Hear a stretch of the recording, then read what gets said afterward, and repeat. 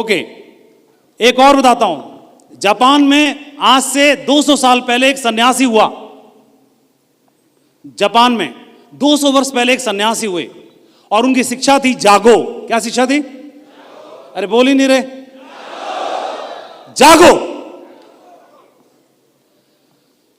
तो ये शिक्षा की बात घूमते घूमते बहुत प्रचलित हो गई और जापान के सम्राट तक पहुंची, राजा तक पहुंची। जब राजा तक बात पहुंची तो राजा ने बोला कि हम भी जागना चाहते हैं। नया नया राजा था, यंगस्टर था, यंग एज में था। उसने बोला मैं भी जागना चाहता हूं, हम भी जागना चाहते हैं। और उन्होंने ये सूचना भिजवा दी सन्यासी के पास। सन्यासी ने बोला कि जिसको जगना है वो यहां आए। कहां आए? यहां पे आए, जंगल में। तो राजा को जागना ही था और इस बात को समझने के लिए राजा चल के पहुंचा सन्यासी तक। और पहुंचने के बाद उसने बोला कि मैं जागना चाहता हूं, मुझे भी सिखाइए गुरुदेव। तो उन्होंने बोला कि राजन समझ लो, ट्रेनिंग लेने के पीछे 2-3 चीजें हैं। पहला तो यह है, एक बार अगर ट्रेनिंग शुरू हो गई तो बीच में बंद नहीं होगी। आपने अगर एक बार शुरू कर दिया शिक्षा लेना तो पूर्ण होने के बाद ही जा सकते हो आप, बीच में। तो राजा ने पूछा कि ये जो जागने की प्रक्रिया है कितने दिन में पूरी होगी? तो उन्होंने बोला ये तो आपके ऊपर निर्भर करता है, आपकी कितनी भूख है, कितनी प्यास है, कितनी तड़फ है, इस बात के ऊपर निर्भर करेगा कि आपकी शिक्षा कितने दिन में पूर्ण होती है। आपको बात समझ में आ रही है? ऊपर वालों को समझ में आ रही है? ठीक है, आपकी तड़प के ऊपर निर्भर करता है। तीसरी बात और उन्होंने और बोली कि मेरे सिखाने के, जगाने की जो ट्रेनिंग है उसके सिखाने के अलग ढंग हैं, अनोखे ढंग हैं, निराले ढंग हैं। मेरे को ये सवाल नहीं करोगे कि आप ऐसे क्यों बोल रहे हो, ऐसे क्यों बोल रहे हो, ऐसे क्यों बोल रहे हो, ऐसे क्यों करवा रहे हो। तो राजा को तो सीखना ही था, जागना ही था। उसने हर हाल में हर बात को स्वीकार कर लिया। तो सन्यासी ने बोला कि ठीक है, कल से आपकी शिक्षा शुरू होगी। सुबह राजा तैयार थे, सन्यासी तैयार थे। सन्यासी के हाथ में एक लकड़ी की तलवार थी, लेके आ गए और बोला राजा को, ये ढाल पड़ी है, उठा लो और इस तलवार से मैं मारूंगा आपको। और जब मारूंगा जब आपका ध्यान नहीं होगा, बचना आपको है। राजा बोला मैं तो जागने की, सीखने के लिए ट्रेनिंग लेने आया हूं और आप मुझे तलवारबाजी सिखाओ मत, तलवारबाजी नहीं सीखनी है। उसने बोला मैंने पहले ही बोल दिया था, मेरे सिखाने के अलग ढंग है, मेरे को ना बोलोगे, टोकोगे। मैं जो बोलूंगा वो आपको मानना है। चुप, बिल्कुल चुपचाप उठा लो, नहीं मारा अभी। डर के मारे उसने उठा ली ढाल। और सन्यासी तो गुरु था, गुरु को कूटना पीटना सब आता था। राजा को बचना भी नहीं, अभ्यास नहीं है। दिन भर में 8-10 बार तलवार चला ही देता और जितनी तलवार जहां जहां से चलाए शरीर इतना दुखे।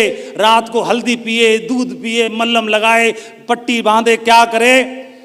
जो चोट आज लगी इसका दर्द कम है, कल फिर मारेगा इसका दर्द ज्यादा है, इसका दर्द ज्यादा है, कल फिर मारेगा, जो चोट पड़ने वाली है। और इस बात से राजा को रात भर नींद ना आए। कल फिर सन्यासी आए। कभी कभी तो ऐसे हो जाए कि 3 घंटा ढाल लेके बैठा रहे, अब ना आए, अब ना आए। सोचा अब नहीं मारेगा और ढाल रख दे, तभी मारे। बड़ा विचित्र हालत हो गई। 1 हफ्ता तो राजा की हालत खराब हो गई। बहुत पिटा, बहुत कुटा, शरीर दर्द करने लगा बुरी तरीके से, जख्म बन गए। लेकिन 1 हफ्ते के बाद आदमी पे जब दर्द होता है ना, जब चोट पड़ती है ना, जब प्रहार होता है किसी भी रूप में क्यों ना हो, तो आदमी जागता है। और वो धीरे धीरे उसे एहसास होने लगा। उसकी एहसास, सन्यासी का एहसास होना शुरू हो गया। पश्चात उसे एहसास होता था, गंध से, हर तरह से। और धीरे धीरे बचना शुरू कर दिया। कभी कभार फिर भी लगी जाती तलवार। और ऐसा करते करते 1 महीना गुजरा, 2 महीना गुजरा, 3 महीना गुजरा, 4 महीना होते होते सन्यासी अब राजा को छू नहीं पाता। सन्यासी ने बोला बधाई हो राजन, आपका पहला सबक पूरा हुआ। अभी सन्यासी को लगा, राजा को लगा कि सन्यासी बोलेगा कि मेरी ट्रेनिंग पूरी हुई। अभी तो बोला कि पहला सबक पूरा हुआ है। तो बोला अब बाकी क्या बचा? बोला राजन अब हम रात में भी प्रहार करेंगे। कब करेंगे? रात में भी। बड़ा दुखी हुआ कि ये तो बेईमानी है, ये तो चीटिंग है, ये तो सरासर। सोते में कौन मारेगा? बोले सोते में हम मारेंगे, क्योंकि चोट सोते में भी पड़ सकती है, प्रहार कभी भी हो सकता है। अब राजा रात को एक हाथ में ढाल लेके सोए और रात को आके मार दिया करे उसको।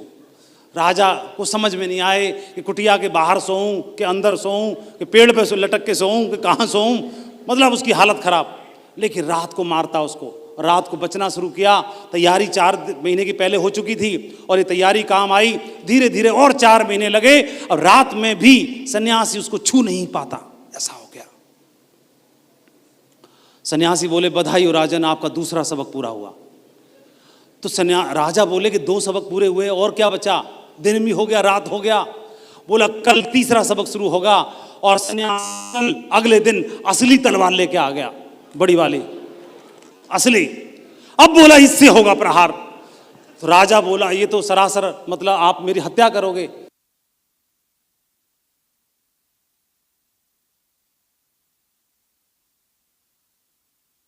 इसे भी होगा। वो जब प्रहार होता है आपके जीवन में, जब चैलेंज आता है, परेशानी आती है, तो दिन में, रात में, सुबह शाम कब आएगी कुछ मालूम नहीं है। और वो जो नुकसान जब होता है आपको, तो नकली नहीं होता, लकड़ी की तलवार का नहीं होता, असली होता है। और जब असली होता है तो आपको अभी दिमाग में है ये बात है कि लकड़ी की तलवार है, झेल लेंगे। लेकिन जब तक असली का प्रहार नहीं झेलोगे तब तक पूर्ण जागृति नहीं होगी। कितने लोगों को मैसेज पहुंच रहा है मेरा? पूर्ण जागृति नहीं होगी। और सन्यासी ने असली तलवार लेकर के प्रहार करना शुरू किया। लेकिन राजा को अभ्यास हो चुका था 8 महीने का। हेलो हेलो हेलो, आवाज बढ़ाइए थोड़ा प्लीज। हेलो हेलो, चालू है? Hello hello hello. और जो 8 महीने का अभ्यास था वो काम आया। सन्यासी इसको छू नहीं पाया। तो बोला कि राजन अब आपका सबक पूरा हुआ, आपकी शिक्षा पूरी हुई, आप पूर्णतः जाग गए। तो राजा को लगा कि मैं पूर्ण जाग गया। तो सन्यासी ने बोला आप जाओ, आप अपना राजा का पद संभालो।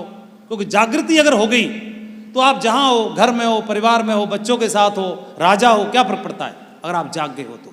कॉन्शियस हो अगर आप, तो जागरूक हो अगर आप, कॉन्शियस हो तो कहीं भी रहो। और जब कॉन्शियस नहीं हो तो जंगल में भी होने की कोई जरूरत नहीं है, बेकार है। तो आप जाओ। तो राजा ने सोचा ठीक है मैं जाता तो हूं। मन में बात आई कि सन्यासी ने मेरे को बहुत कूटा साल भर, और ऐसा है ये चेक करूं इसको भी बचना आता है कि नहीं आता है। तो असली से तो नहीं, लकड़ी से मार के देखूं क्या इसको, एक मन में सोच रहा था ऐसा। तब तक सन्यासी ने बोला दूर से, खबरदार ऐसे मत करना, तुम में और मेरे में अंतर है। तो राजा समझ गया बहुत पहुंचा हुआ जागरूक है ये, तो मैं मन में सोच रहा हूं, तुरंत पहुंच गई बात। अब मैं आपसे प्रश्न करता हूं